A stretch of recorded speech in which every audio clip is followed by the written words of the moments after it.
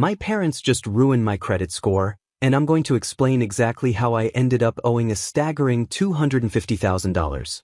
I'm 23 years old, fresh out of college, and I've been dealing with a problem that has been slowly building up over the years.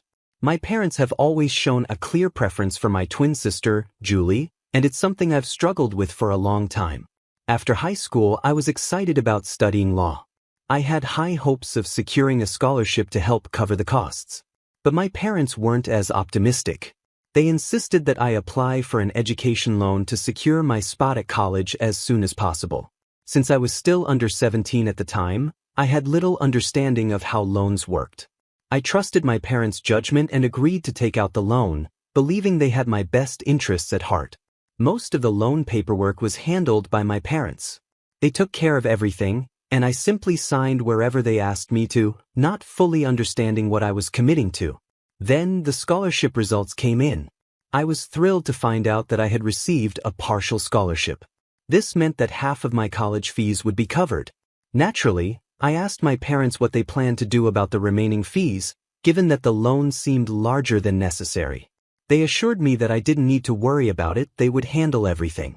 Thanks to the scholarship, my tuition fees were reduced by half, and I was able to secure affordable on-campus housing that included meals at a subsidized rate.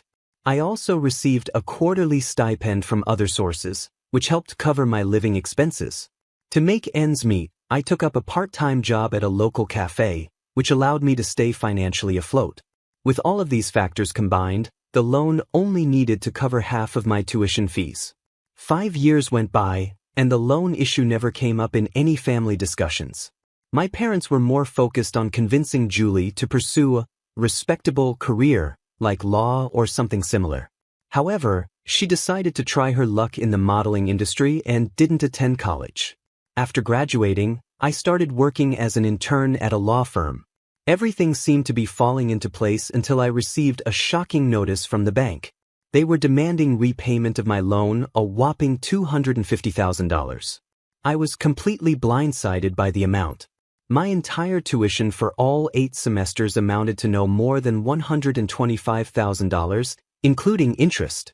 Yet here I was being asked to pay double that amount. I was in disbelief. Even if I accounted for every penny my parents might have invested in me, the numbers just didn't add up. It was at this moment that I realized something had gone terribly wrong. My trust in my parents had led me into a financial nightmare that was now threatening my future.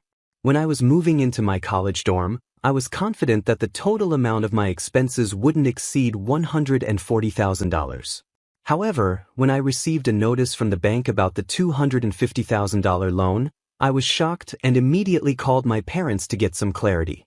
They explained that the full college fee was $250,000, so they applied for that amount just in case my scholarship didn't come through. This explanation didn't sit right with me. I reminded them that I had received a half scholarship, plus I had subsidized food and accommodation, so why did they borrow the entire amount from the bank? Their response was vague and full of excuses, which only made me more suspicious. Realizing this wasn't something I could resolve over the phone, I decided to visit them the following weekend. When I arrived, my parents were clearly uncomfortable and tried to avoid the conversation. But I was persistent. I demanded a full account of where all that money had gone. After much back and forth, they finally admitted that they had given the remaining amount to my sister, Julie, to support her education. I was furious. I couldn't believe they had used my loan money for her, especially when they knew how hard I had worked to secure that scholarship. I confronted them, accusing them of always favoring Julie and saying that their constant pampering had not only hurt her but also put me in this terrible financial situation. At this point, my mother became defensive. She insisted that they had always cared for both of us equally and that it was never their intention to give away my loan money. But since I got a partial scholarship, they decided to give the leftover amount to Julie. I shot back, asking why they didn't take out a separate loan for her. They explained that Julie's high school grades weren't good enough to qualify for a loan on her own, and they didn't have any other assets besides the house, which was already mortgaged for my loan. I was beyond frustrated. I told them that I wouldn't pay a cent more than $140,000 and that either Julie or they would have to cover the remaining balance. After that heated argument, I stormed out, too angry to continue the conversation. The next morning, I was trying to relax in my room when my father knocked on my door. He said he wanted to have an adult conversation with me, but it was, unsurprisingly, about the loan again. He explained that as a father he felt it was his responsibility to secure the future for both of his children, and that's why he did what he did. I asked him how he could justify giving such a large amount of money to Julie when she didn't even attend college. He admitted that he had tried to persuade her to join, but she was determined to pursue a modeling career instead. I couldn't help but sarcastically ask if she had managed to achieve any success in those 5 years. My father sighed and said no, but he didn't feel he could stop her from trying. At that moment, I realized just how deeply my parents' favoritism for Julie had affected our lives. Their choices had not only put me in a financial bind but had also done little to actually help Julie in the long run. I felt a pang of guilt for the harsh words I had used, but I couldn't help it. The thought of being saddled with a $250,000 debt was overwhelming. I told my father that the amount was simply too much for me to handle. He tried to reassure me, saying that I was earning a decent stipend from my current job, and once I transitioned to full-time work, I would be making enough money to repay the loan without too much difficulty. I pushed back, trying to explain that it still felt unfair, but he cut me off. He reminded me that I was only 23 years old and had 6 years to pay off the loan. He pointed out that I was already earning an income, whereas Julie wasn't. Her career was still uncertain, so it didn't make sense to expect her to contribute to repaying the loan. He then launched into a lecture about how a man is supposed to be selfless, and that I needed to learn this lesson if I wanted to be a good husband and father in the future. I wasn't convinced by his reasoning, but I decided to let him talk, rolling my eyes as I listened.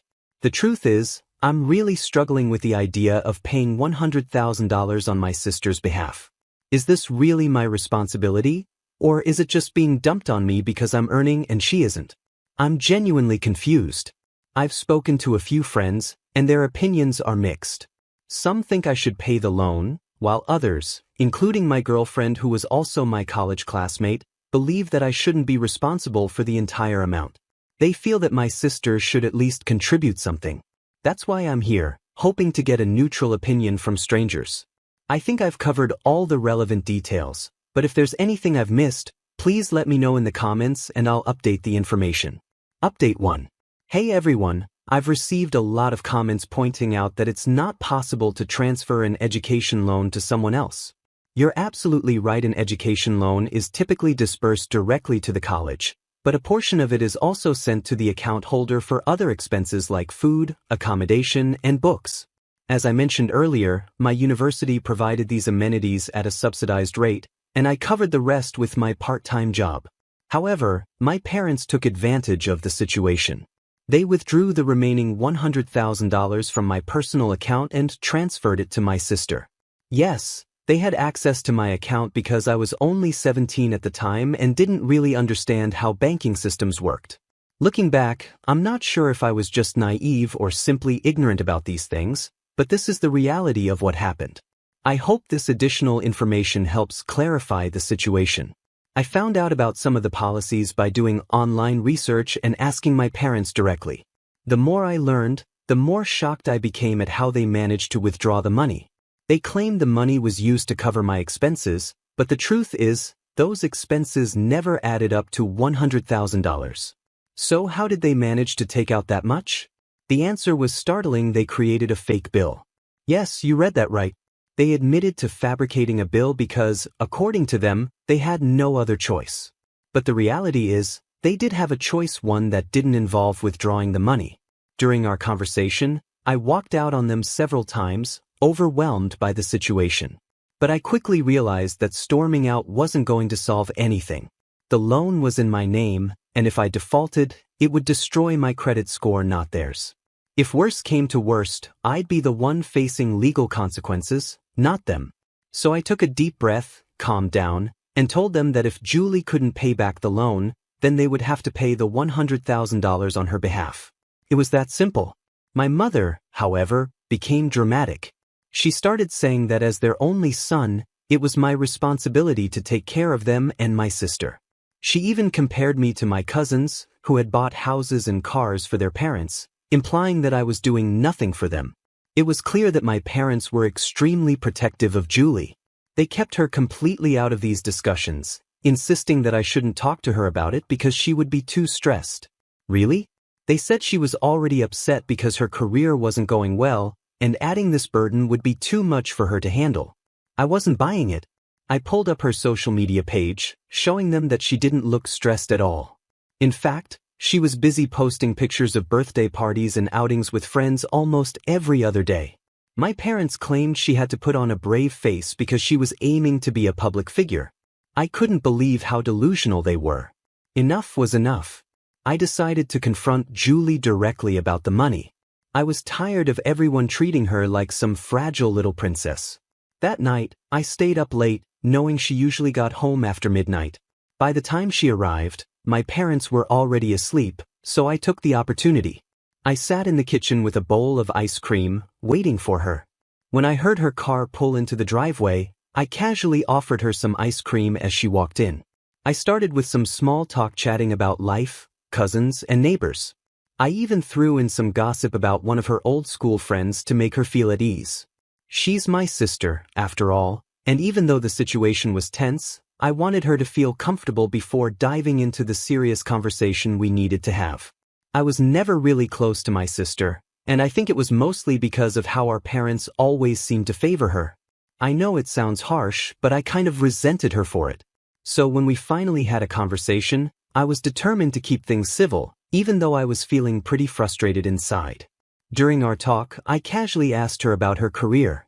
Honestly, I didn't get even a hint that she was upset or depressed about how things were going.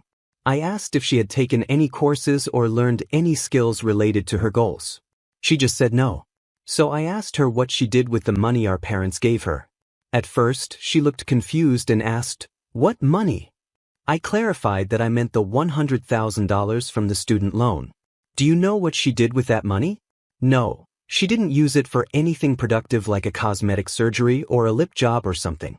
That might have at least been a better use of the money, believe it or not.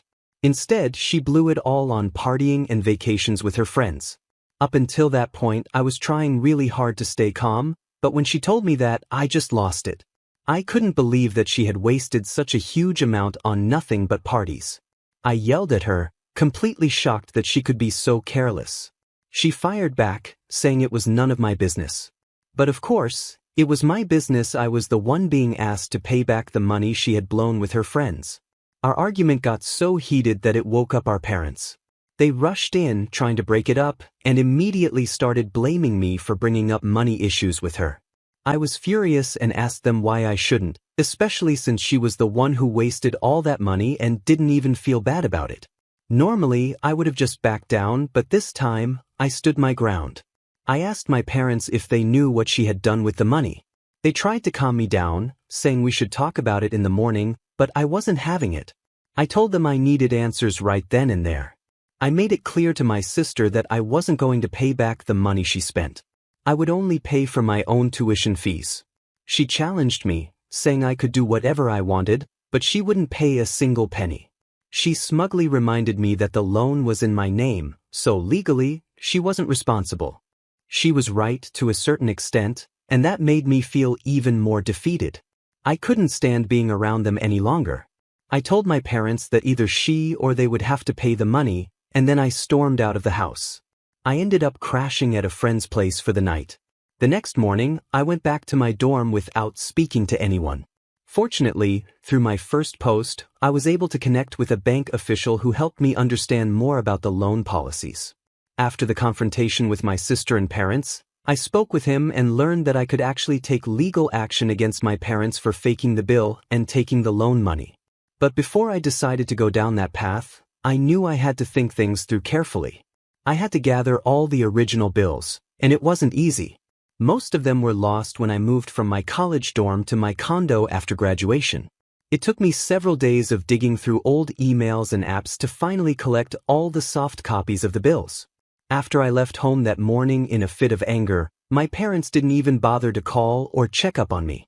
Under normal circumstances, I wouldn't have cared, but I had stormed out in a rage, and they still ignored me. I wasn't eager to talk to them either, So I decided to do what they least wanted: confront their precious daughter, Julie. I sent her excerpts from the law that detailed the penalties for loan forgery in our jurisdiction. I made it clear that if they didn't pay back the $40,000 plus the $60,000, totaling $100,000, I would sue them for fraud. I also mentioned that I had all the original bills and wasn't afraid to take this to court, even though they were my parents. Julie didn't respond, but a few moments later, I got a call from my dad. I didn't answer and instead left a voice note, saying that they were the greedy ones for expecting me to shoulder this burden. And really, calling Julie my younger sister? She's only 5 minutes younger than me, for goodness sake. I might have considered paying if she had used the money wisely or shown any guilt for wasting it. But no, she was proud of blowing it all, and my parents seemed to think they had a right to my earnings just because I had a job. I forwarded the same message I sent to Julie to my dad. He didn't respond, but my mom did. She labeled me as greedy, stubborn, and self-centered. I told her I didn't care what they called me, but they needed to pay back the money regardless. After a lot of back and forth and constant follow-ups, my dad finally said he needed some time to review his assets and would get back to me. It's been a week, and I haven't heard from either of them since. I know I might have gone a bit too far by threatening to sue them, but what other choice did I have? It's not like I can't pay the money back, but why should I bear the unnecessary burden for something that was used so carelessly? I'll keep you updated on how things progress, but for now, thank you for guiding me. Update 2. As I mentioned in my previous post, I almost threatened my parents with a lawsuit if they didn't pay back the $100,000 they gave to Julie, especially after they forged my bills to get the amount. After several heated arguments and plenty of badmouthing, my father asked for some time to review his assets and figure out a solution. It's been more than a month since then, and I'm still waiting for a response from them. I finally heard back from my parents, but before that, I had already started paying off my loan installments (EMIs) since I had a job. Even though I had 7 months before the payments officially started, I decided to get a head start. It was my third EMI, and I knew it would be a long road before I'd even be halfway through paying off the debt. Despite that, I texted my father to ask about the status of their promised help. I didn't get an immediate response, but a few days later, my mother and Julie showed up at my condo. When they arrived, I invited them inside, but instead of coming in peacefully, my mother started yelling at me from the corridor. She called me shameless for what she described as blackmailing my parents for money after all they had done to raise me and provide me with a good education. Not wanting to create a scene in front of my neighbors, I urged them to come inside. Once they were in, Julie joined my mother in hurling insults and calling me all sorts of mean names. I couldn't hold back any longer and shouted at Julie, telling her she should be the one ashamed for wasting such a huge amount of money, and that she should be responsible for paying it back. Julie, however, argued that she never asked our parents to give her the money; they did so on their own, and now she didn't feel liable to repay it. Do you see any logic in that? Neither did I. My mother then resorted to emotional blackmail, reminding me that they had even mortgaged their house for my future. I lost my patience and told them that if that was the case, I'd stop paying the EMIs and let the bank auction the house to recover the loan amount. At that point, they realized I wasn't going to be swayed. They left, cursing me as they walked out. About a month later, I followed up with my father again, insisting that they needed to pay back the money. He replied, saying they were planning to partition the backside of the house to rent it out, and that the rental income would be used to pay the EMI for Julie's share of the loan. While I felt bad that our family home had to be split up to repay the loan, I knew Julie should feel even guiltier, but she didn't. Instead, she continued to blame me for disrupting the peace in the household. I've stopped caring about her accusations. For now, I'm continuing to pay the EMIs. I spoke with the bank manager about the loan term, and he told me I still had 3 more years before the $140,000 would be fully paid off. So, I have 4 years to try and squeeze the money out of my parents' pockets. Hopefully, by then, they'll be able to come up with the money. I'll keep you updated if anything changes. Update 3. Hey everyone, I know some of you have been wondering where I went. It's been 4 years since I posted my story here, and a lot has changed during that time. I'm now a corporate lawyer living in United States. I'm engaged to my college sweetheart, who I mentioned in my previous post, and we're planning our wedding for next year. On top of that, I'm finally free from my student loan. I've paid it off completely. While I'm incredibly grateful for all I've accomplished, I can't help but feel sad about how strained my relationship with my parents has become. As I mentioned in my last update, my father agreed to rent out half of our house to cover Julie's loan payments. He did make a few payments, but everything changed when he found out I had landed a high-paying job at a big corporate company. Suddenly, he stopped paying the EMIs. At first, he had all kinds of excuses. He said the tenant wasn't paying rent, my mother's medical bills had increased, or that he was in debt because of his business. For the last 1.5 years, he kept delaying the payments with one excuse after another. Since moving to United States, I hadn't visited home because I didn't feel comfortable there anymore. I believed his excuses for a while, but then I decided to call my aunt, who lives next door to my parents. What she told me was a shock. There was no truth to my father's excuses. In fact, my parents had built 3 more floors on top of their house and rented them out, making a good income. They were actually living quite comfortably, enjoying a lavish lifestyle. When I asked my aunt about Julie's career, she just laughed and said Julie was never serious about it. She had always intended to live off my parents' money. This revelation left me confused and hurt. I asked my aunt if she was sure about all of this, and she assured me it was true. She even mentioned that my mother and Julie regularly flaunted their designer clothes and new jewelry at family gatherings. To prove it, she sent me pictures from a few events. I was heartbroken to realize that my parents were just using me for money. Angry and betrayed, I sent my father a final ultimatum. I told him that if they didn't start paying back the money, I would have no choice but to file a police complaint against them. By then, I was already in United States, and I warned him that I would default on the loan, which would result in them losing the house they had mortgaged. I also made it clear that I no longer needed any credit from the bank, so I wasn't afraid of the consequences. I decided that I didn't care about taking a hit on my credit score anymore. It just didn't matter to me. The same toxic cycle continued, where my parents and sister ganged up on me, verbally abusing me to the point where I almost considered just paying off the entire debt to get them off my back. Thankfully, my girlfriend stood by me through it all. She helped me stay strong and even got her sister involved, who happens to work with the police. Her sister called my parents and informed them that I was at the police station, ready to file a forgery complaint against them. Although it wasn't a criminal case, they suggested an out-of-court settlement. I felt bad about having to resort to such measures, but I knew it was necessary. My father eventually agreed to pay the money, but I made it clear that I didn't want to keep dealing with this mess over and over again. I insisted they pay the entire amount in one go. I knew they had the money. My aunt had told me that just 7 months earlier, my grandfather's house had been sold, and each of my father's siblings, including him, had received $300,000 as their share. After some hesitation and more threats of police involvement, my father finally agreed to pay the full amount. He transferred the money a week ago, and I immediately used it to pay off the remaining balance on my loan, closing it out for good. Along with the payment, my father sent me a note saying they were disowning me and cutting me off, telling me never to contact them again. That message broke me. I cried, feeling the sting of being disowned by my own family.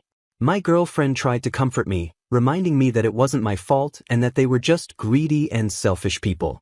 But no matter how terrible your family is, being disowned by your own blood is deeply painful. For a moment, I even blamed myself for the whole situation and thought about giving them the money back. But as my emotions settled, I realized that no matter what I did for them, they would never truly value or appreciate me. I had been paying the EMIs for 4 years, and they never once expressed gratitude or love. They never asked me politely for help. They always demanded it as if they were entitled to it. Meanwhile, they were showering their wealth on my sister, who had done nothing to deserve it, simply because she was their little girl. In the end, I understood that it wasn't my fault, and cutting ties with them might have been the best thing I could do for my own well-being. I still can't fully understand the logic behind the bias my parents had. I know some people might criticize me for threatening my parents and demanding the money, but I believe it was fair. I've moved past the guilt, and I no longer care about the labels others might put on me. I wanted to make this final update because there were a few people in the community who really helped me understand the complexities of the loan policy when I was too young and naive to figure it out on my own. So, Thank you for listening to my story and for all the support. Now, let's get straight to the point. I noticed that some comments on my original post were critical of my actions, saying that I shouldn't have gone after my family to get the money back. They felt it was my responsibility to help my sister and my family. About 20 to 25% of the comments shared that view. However, the majority, about 80%, supported my decision, agreeing that it wasn't my responsibility to cover the debt, especially since my sister didn't even use the money for education. I'd really like to hear your thoughts on this. Feel free to share your opinions in the comments section below, and let's discuss it together. This story has had its share of ups and downs, so I'm interested in what you all think. Once again, my name is Revenge Online. If you want to support the channel, there are 3 simple ways to do it. Subscribe, hit the notification bell, and leave a comment or like. I'll see you all tomorrow, and remember, it's cool to be kind. See ya.